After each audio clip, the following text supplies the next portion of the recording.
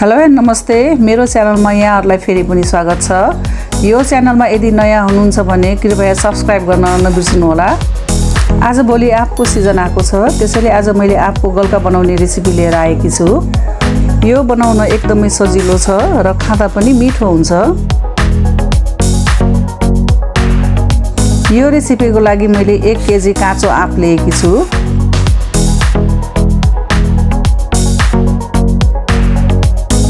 सबैभन्दा पहिला आँपको बोक्रा छिल्नुपर्छ अनि बोक्रा छिल्दा पातलो गरेर छिल्नुपर्छ।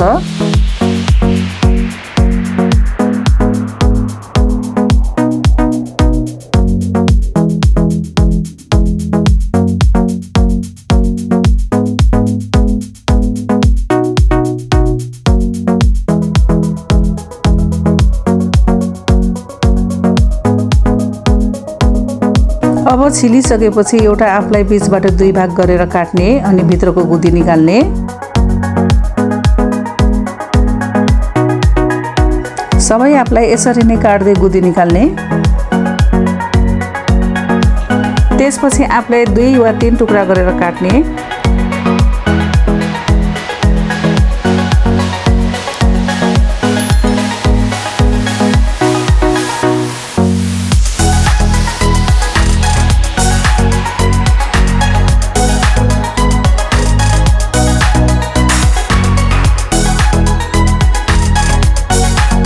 अब गल्का पकाउँदा चाहिने मसलाहरू पनि हेरौँ।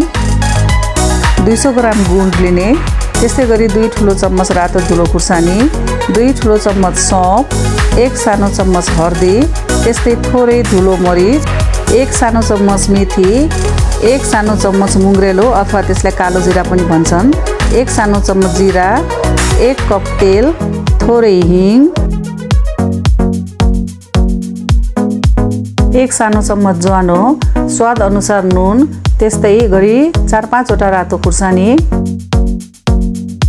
अब हामी गल्का बनाउन सुरु गरौँ। एउटा कराई तताएर तेल हाल्ने।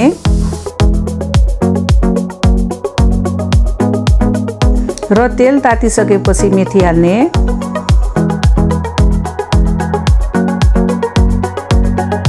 त्यसपछि रातो खुर्सानी हाल्ने।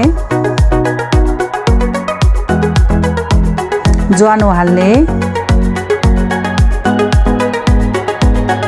त्यस्तै जिरा पनि हाल्ने। त्यसरी नै सौंफ पनि हाल्ने।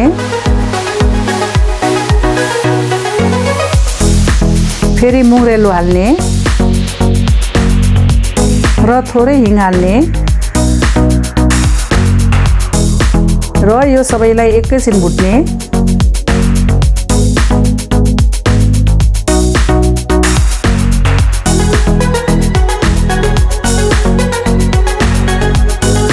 अब यसपछि हामीले माथिबाट काटेको आँप हाल्ने।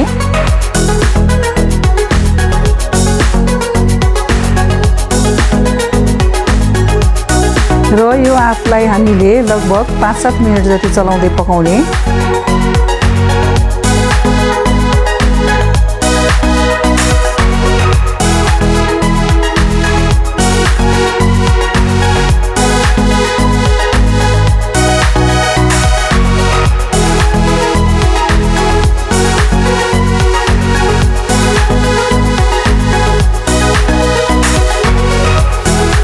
आँप लगभग पाकिसकेको छ। यसलाई कतिको पाक्यो भनेर हामीले चेक गर्दा हुन्छ।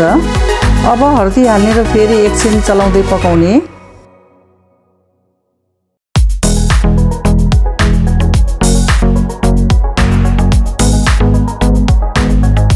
त्यसपछि रातो धुलो खुर्सानी पनि हाल्ने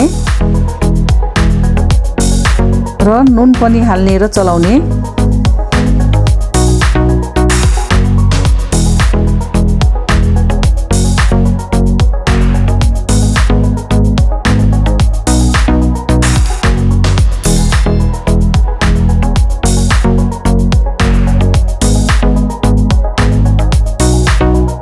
अब यो माथि गुड हाल्ने।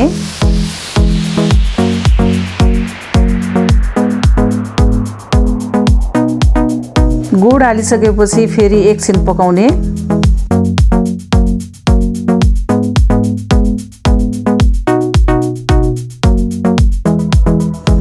अब यो माथि आधा कप जति पानी हाल्ने।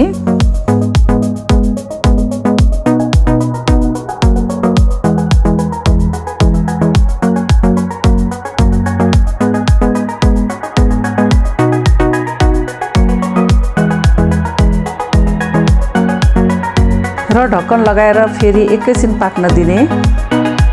अब ढक्कन खोलेर हेरौँ यसमा भएको जति सबै गुड पग्लिसकेको छ।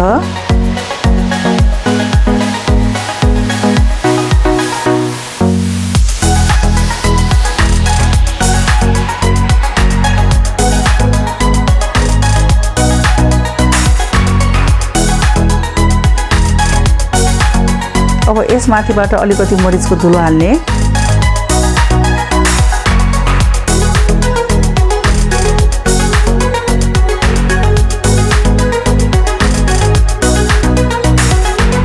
अब हाम्रो आँपको गल्का तयार भइसकेको छ। यो गल्का हामीले पुरी, परौठा या रोटीसँग खाँदा मिठो हुन्छ। यदि यो रेसिपी हजुरहरूलाई मन पर्यो भने लाइक र कमेन्ट गरिदिनु होला, साथै जतिसक्दो सेयर पनि गरिदिनु होला।